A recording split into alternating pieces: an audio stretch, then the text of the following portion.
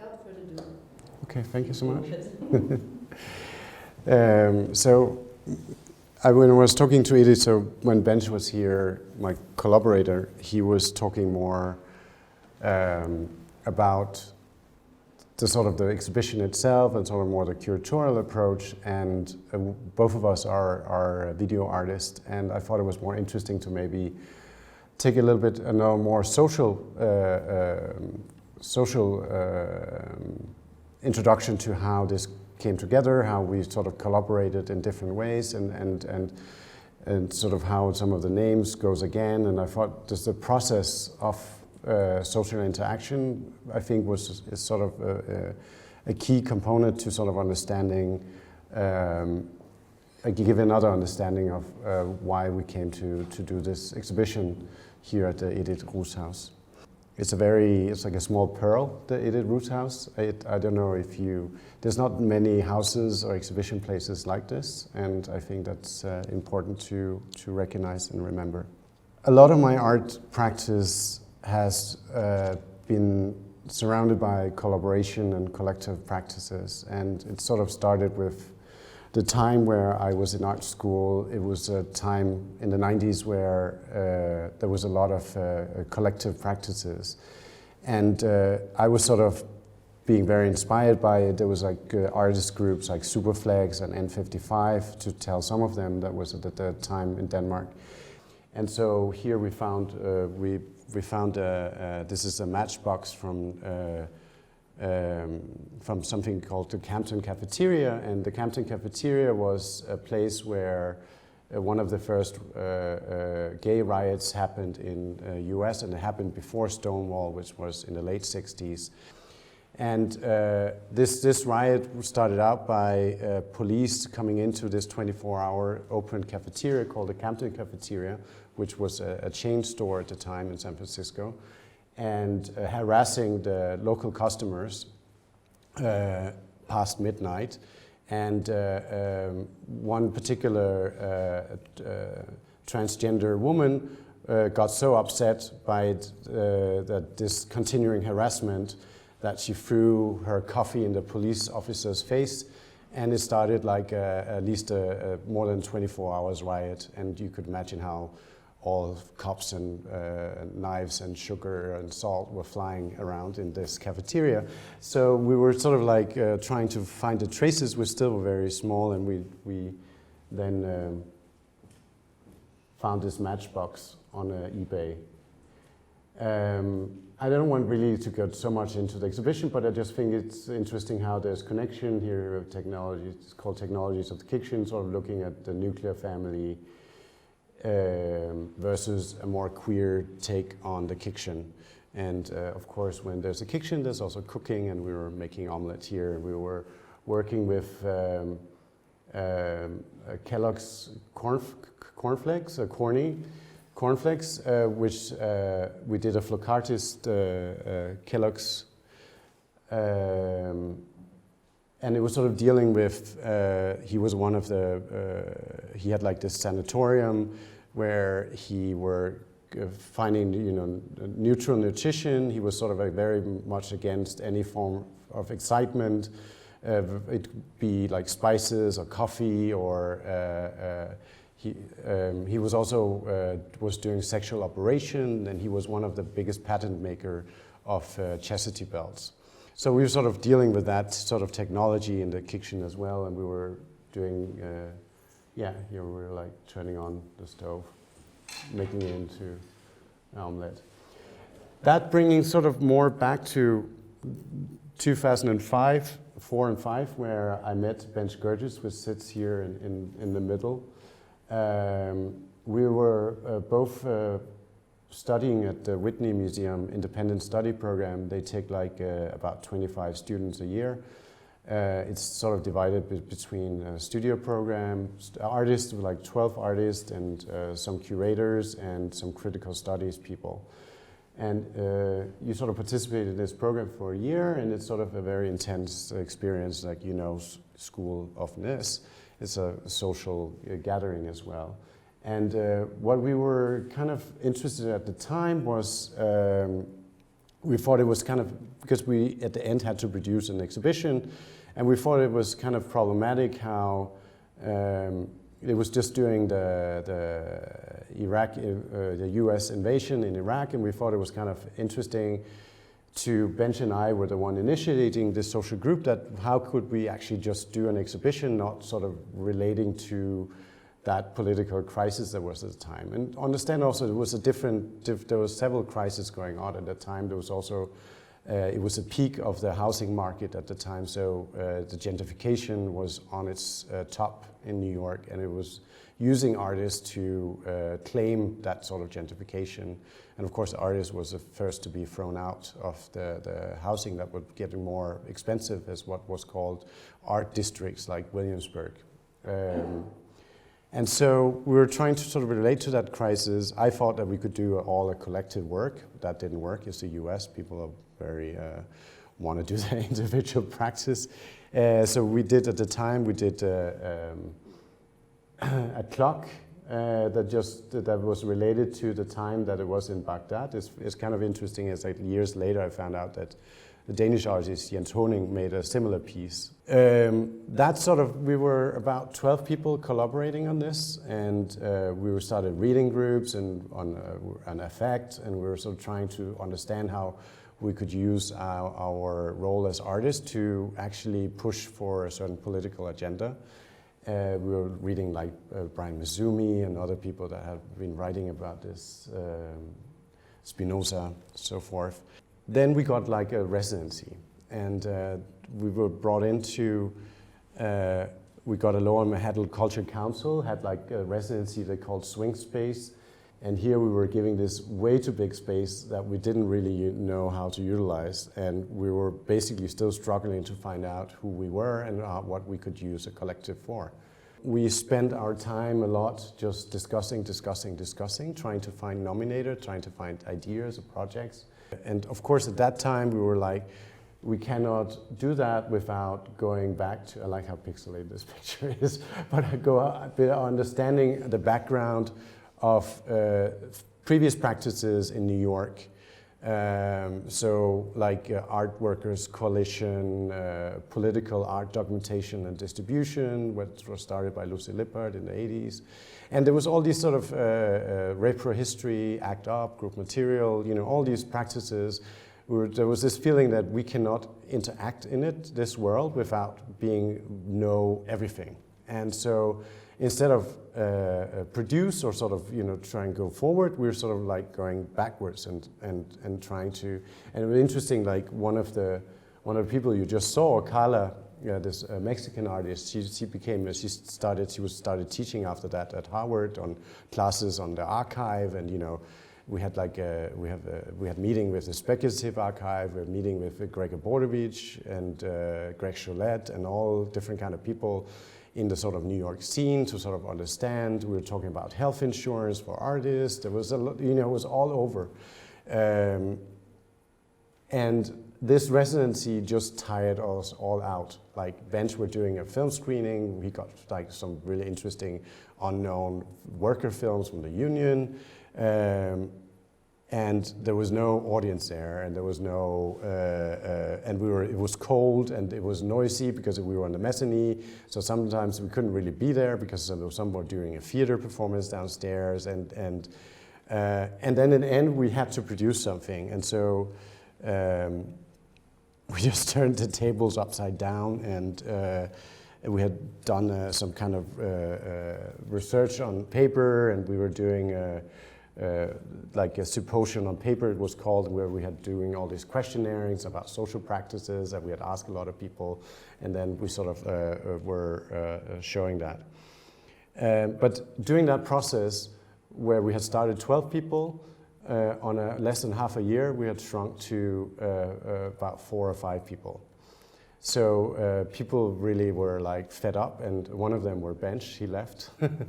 And was like, I have better things to do. And he was went into another group called 16 Beaver and was doing his practice there. But a few of us were continuing, and we started, this is sort of some of the very initial design we then wanted to do an archive because we thought that a lot of these political practices, art practices were disappearing, and we were very informed by the political art documentation distribution, which was started in '79 by a talk by Lucy Lippert, and then it was continued for about 10 years, and they collected a lot of art materials from exhibitions, and there was they made some posters, and they did a lot of different practices, but basically there was two women, Mimi Smith and Barbara Moore. They collected material for about 10 years. And it's quite amazing because all that material is actually available at the archives at MoMA. So you can actually, I went there to see all this material, and it's just like a lot of forgotten art practices. Only very few from that time are sort of remembered, like some of them are group material, Martha Rosler and so forth. So we thought, why don't we now, with online reality, why don't we make an archive because exactly we were so interested in sort of understanding the past, why don't we make an archive where we collect practices from today? And so we got so then I think at that time it was only me, Carla Herrera Prats, and Anthony Graves, and then we started collaborating with one who actually knew something about programming and so forth, and that was Robert Orshorn, which also is in the exhibition now. So just to sort of bring the dots together. He was at that time studying computer science at Ithaca, and from that off, we were also interested in the Second World Congress of Free Artists that happened in '56 in Alba in North Italy, where people like Asger Jorn and Guy Debord and other people got together and made a critique of the Bauhaus school as sort of standardizing education. What we saw at the time was there was a tendency to, with the Bologna treatment and so forth, and a hike of tuition in the States, there was a tendency to more and more standardized education. So we felt there was this whole talk about the educational turn at the time, and we felt it was somehow also theater and not necessarily always like activism. And we felt a need to sort of respond to that at the time, and we made the Second World Congress of Free Artists. But this time, instead of having real artists at place, we had got actors to perform speeches of artists, and so we had a 6 hours performance going on, and that we then did in different alteration in New York, in Mexico City, and of course, these speeches were much more interesting if the artist and the art critics had given them themselves. I mean, here's actors, they actually know how to communicate to an audience.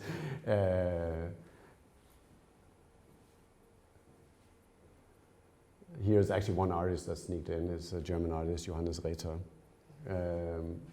Just in the early of his sort of drag performance practice. It was a very nice experience. Everyone had to use a cell phone as the only light in the space. This is kind of also interesting because it was on the squatting in 1975 of the American University in Beirut. And I'm just saying it was a text written by Mireille Asanas, who was a curator at that time. Now she's become a really excellent writer. But she wrote a piece on it as well. And it's interesting because the link with this is that we have a film here, a feature film called 74, which also relates to the 75 riots at the American University. And so they, of course, I got introduced by Mireille to Raid and Anya, Rafai, and saw the amazing film. And I'm saying it's amazing because what they do are that they are reenacting the squatting of the university, but instead of just doing it with actors, they're doing it with contemporary activists. And suddenly you have contemporary activists trying to make the take on that situation and experience, But of course, they can only do that so with their own perspective and their own experience of today. So it's a very interesting film, I think, but it's sort of also at the same parallel. We have that article in a book. So it's all we comprised in the book. And then I was traumatized after 10 years collaboration, and I left Camel Collective. And instead I started with Bench, another collective, among other, which was, had moved to Brussels at the time, and started something called Crane Film Collective. I lived in a building. I just moved into a building where I had the ground space with my partner, and I made a cinema space in there where we could screen film out towards the street, or it was a square actually, and so I'll take the curtain down and have more cinema space inside. I had a friend designing the cinema in the space because it was a very small space, so we really had to think about it. And I'm sorry, I could only find this picture. That's a little grainy, but basically is these stairs, and then it folds around as an office table, and then there's bookshelf on the back side. And then we would, like saying, screening movies to the outside here. This is one of the main coffee places in Brussels, like where people sit, is Place Saint-Géry, and where people sit and drink their coffee. And we thought it was, or beer at night, and we thought it was interesting to sort of bring other realities to that sort of leisure space. So we, among others, we screened the film called War Diaries, which Emily Jazier and a lot of girls had collected with you know, people being in war situations, filming what was happening. Very sort of like this, you know, looking out my window and bringing that into the square we thought was very interesting. They did it in, the first time to screen it was at the Tribeca Film Festival from a truck just outside the festival, sort of remembering the Tribeca Film Festival, that there's other realities going on than escaping into the cinema. And we would also show, like here is another video we showed out to the streets, which is by a performance artist called Lasse Sister. And she is doing these sort of burlesque, feminist take on burlesque, and but it also has sort of like a consumer critique and a sort of beauty critique and so forth. And so we thought that was very great to have in the front as well. And basically, for 2 years, we were doing screenings, talks. This is from the same video of Lasse Sister. Here we have another artist that are in the exhibition, a Lebanese artist, Raed Yassin. He has a great small video called Disco. It's sort of like a personal, fictive story. Like I think it's 5 minutes long, downstairs. But here he was giving, you know, comprehensive talk about his work, and that was sort of always what we did. We tried to always talk about the films that we saw together, and it was like the audience now. It was like, you know, 10, 15, max 20. We were 25. It was a little hard to be in that small space together. But out of that sort of 2 years of programming, we had collected a lot of videos because we were like programming screenings at least 2 or 3 times a week. No, not 2 times, 3 times a week, 2 or 3 times a month. And sort of we started having a lot of films in our archive, and we were sort of thinking, we started being invited to curate screenings. Here are some examples. We were curated for the Beaux-Arts in Brussels, and we curated, then we started a resident program for curators to come actually look at the archive. In 2008, no, in 2006, I was invited to residency in Lebanon. And it was like a fund by, it's called something called NIFCA, Nordic Institute for Contemporary Art at the time. It doesn't exist anymore. It was like an inter-Scandinavian foundation. And they made like something they called Global Perspectives, and I was really interesting to go to Beirut because of solidaire and urban renewal of the city and the city planning. I thought was extremely interesting. But I was supposed to go in just around summer 2006, and that's of course when Lebanon was bombed by Israel, and there was a short war. And so I pushed it, and I pushed it to late fall, I think. And I did so, and I came, and there was this whole camping of Hezbollah and so forth in downtown. So downtown was sort of very occupied. It was basically tents everywhere. And it was kind of a crisis in the political situation. It was sort of created, after the war, it created sort of a power vacuum in Lebanon that sort of changed the dynamics, the political dynamics. So it was a lot of unrest at the time. A lot of military and police on the street, you know, a lot of it, sometimes there was, you never knew what would happen next day, you know. Then there was a lot of rumors about CURATOR, and there was a lot of going on then. So I was just like, I'm not going to research Solidaire downtown. I thought that was kind of ridiculous. And I was just like, I'm just going to go and see art and see what the scene has to offer and sort of immerse me in that scene. And that's what I did for quite some weeks. And then I, by chance, passed by this park called Horst Beirut. And there's a wall outside, it's closed for the public. And I was sort of start asking questions. So what is about this park? Why is it empty? You know, what is the history? And there was a lot of different answers to that question. Nobody really seemed to know. I mean, the more poetic answer would be that the French had replanted some trees in there, and they would have to grow mature before they could open the park.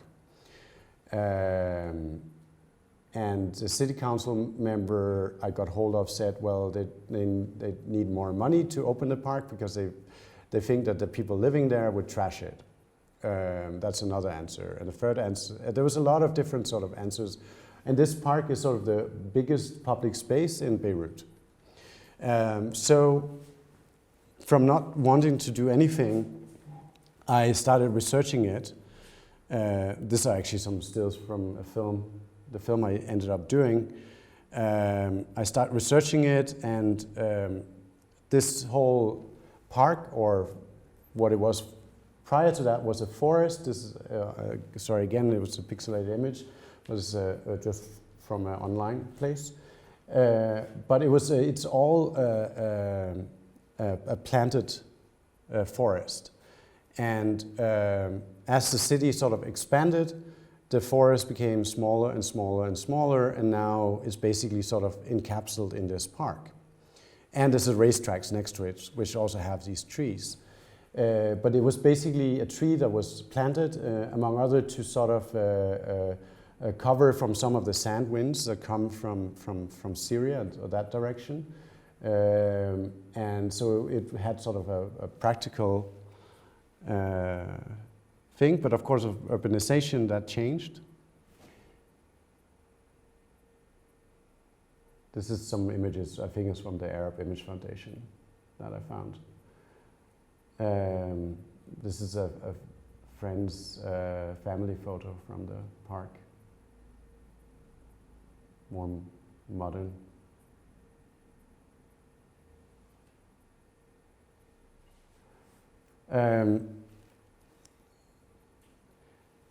So I got curious. I wanted to find out, and I was very also sort of curious about this, like a park that's sort of closed up. Reminds me of The Secret Garden. I don't know if you know the film, and a little bit like the film. You know, in my naivety, not knowing the past of the history, I got permission to get inside the park. I filmed just an afternoon inside the park with a 16mm camera. And I left Beirut, and I went back to New York at the time, and didn't really know what to do with it. And as I kept on researching, I had met this guy, called Fadi Sheyer, which through the American University of Beirut, through a professor there. And he was a student, and he was actually researching the park as well. And he ended up producing a book on the park, and my film became part of that book as well. But we were sort of having a lot of interesting conversation about it and sharing knowledge. And so I did a film. I just want to get out of this and see if I can find it. Just play an excerpt.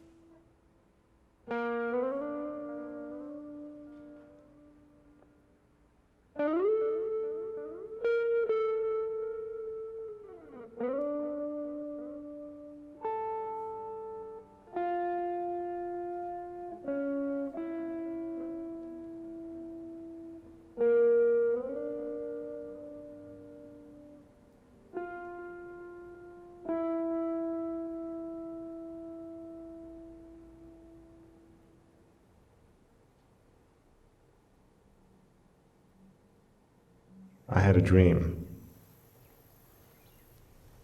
I never dream. Suddenly I had this really intense, vivid dream. Everything looked completely unfamiliar to me. Everything. But I knew it was Beirut.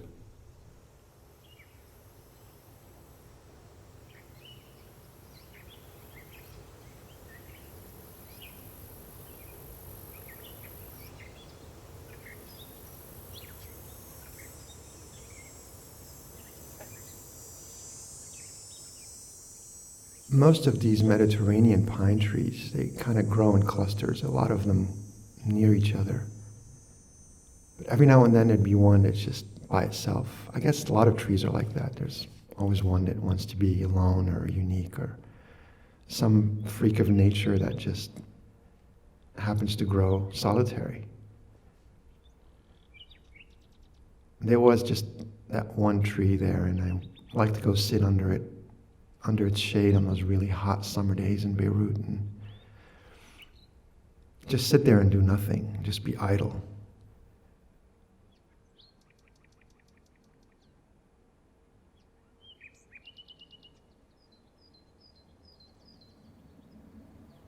The park is wound up with the war.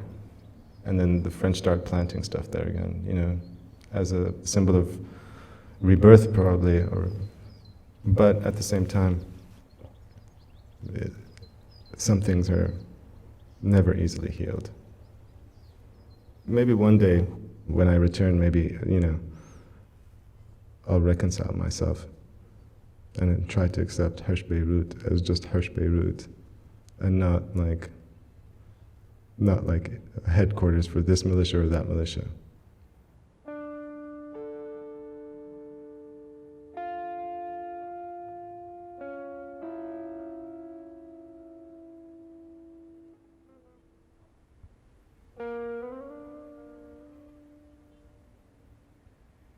We played in the forest all the time. Especially when the pine knots were there with just my brother and his friends, they'd have booby guns and they'd try to shoot pine cones, and they'd come down and then we'll collect all this pine. We used to have fires, you know, and when you put the fire on with the pine cone, they're still green, but it opens up and you eat the pine nuts inside, which are still raw. They get stuck to your hand and, they're soft.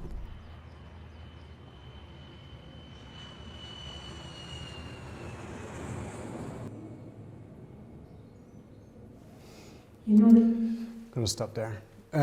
So when the film sort of continues, what I was sort of also working with is in the sound, creating some of the environment that they talk about.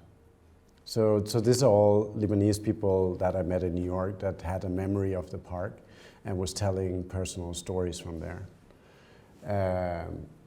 And then the idea was sort of by playing with the sound, like, footsteps of, there's different stories, or children playing, or sort of bringing the life back to the park without still having this very still image. So sort of bringing the imagination a little bit back to what it could be used for. That was sort of the point of the film, at least, or what I was interested in, how we can sort of imagine ourselves into a space. Yeah, thank you for coming.